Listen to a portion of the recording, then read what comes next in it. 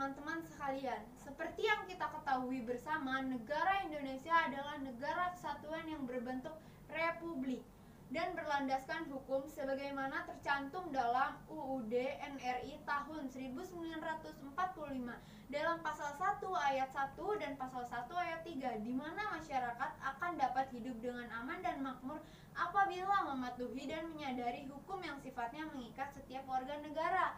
Namun dalam kehidupan sehari-hari pasti banyak terjadi penyelewengan akan kesadaran hukum di setiap segi masyarakat yang dapat menghancurkan keberlangsungan suatu bangsa. Para guru yang saya hormati dan teman-teman sekalian, faktor awal penyelewengan adalah kurangnya pemahaman tentang norma-norma agama dan hukum. Bisa kita lihat dari zaman Indonesia masih disebut dengan Nusantara, sampai saat ini telah merdeka sebagai negara berkembang, banyak sekali penyelewengan yang terjadi. Penyelewengan ini biasa kita sebut dengan tindak kriminal. Dimulai dari penjajahan Belanda, di mana uang hak rakyat dikorupsi oleh pihak pemerintah. Pada saat itu yang semata-mata dilakukan hanya untuk kesenangan pribadi saja. Sampai saat ini pun korupsi masih ada dan makin berkembang pesat untuk menunjukkan taringnya.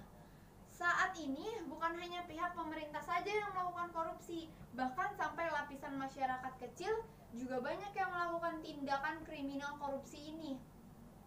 Dengan berbagai cara yang dilakukan untuk mendapatkan keuntungan lebih dari hak orang lain untuk kesenangan pribadi yang menyengsarakan banyak pihak.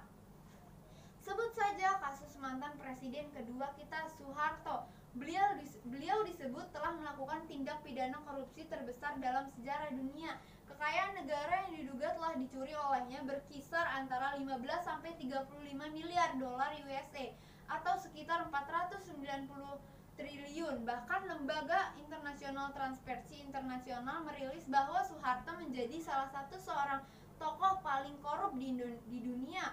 Para guru yang saya hormati dan teman-teman sekalian, saat ini kasus kriminal di Indonesia bisa dibilang semakin menggila. Tidak hanya kasus korupsi, kasus pemerkosaan pun sedang marak saat ini. Kasus gadis kelas 1 SMK yang meninggal usai diduga diperkosa oleh 12 orang sampai organ intimnya bengkak dan menanah.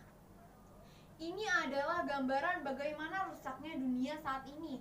Kasus ini mulai muncul ke publik dari cuitan salah seorang warganet yang merupakan saudara dari pihak korban, di mana kisah bermula dari pemerkosaan korban dengan pelaku utama adalah kekasih korban sendiri. Tidak tanggung-tanggung, sang korban juga digilir untuk diperkosa oleh teman dari kekasih yang korban diyakini para pelaku melakukannya di bawah kendali alkohol. Setelah itu, sang korban disekap dan diberi kekerasan seksual yang menyebabkan organ intimnya bengkak dan bernanah, kehilangan kemampuan berbicara dan hampir lumpuh. Sang korban mengalami depresi berat dan takut untuk bercerita tentang kejadian yang sebenarnya kepada keluarga. Dia sudah sempat dilarikan ke rumah sakit terdekat, namun setelah seminggu dirawat, korban meninggal dunia dan menyebabkan kemarahan para masyarakat. Para guru yang saya hormati dan teman-teman sekalian, kesejahteraan ekonomi adalah faktor penentu. Seperti yang kita lihat sekarang ini, banyak sekali para pengangguran di Indonesia. Meskipun merupakan lulusan universitas terbaik, tidak memungkinkan mereka akan mendapatkan pekerjaan. Kurangnya peranan pemerintah dalam memperluas lapangan pekerjaan mengakibatkan para pengangguran mencari uang untuk bertahan hidup dengan cara apapun, tanpa memperhatikan itu halal ataupun haram. Mereka melakukan semua ini tanpa memperdulikan kerugian yang dialami orang lain, hanya untuk demi kepentingan hawa nafsu sesaat dan kurang kuatnya kesadaran hukum pada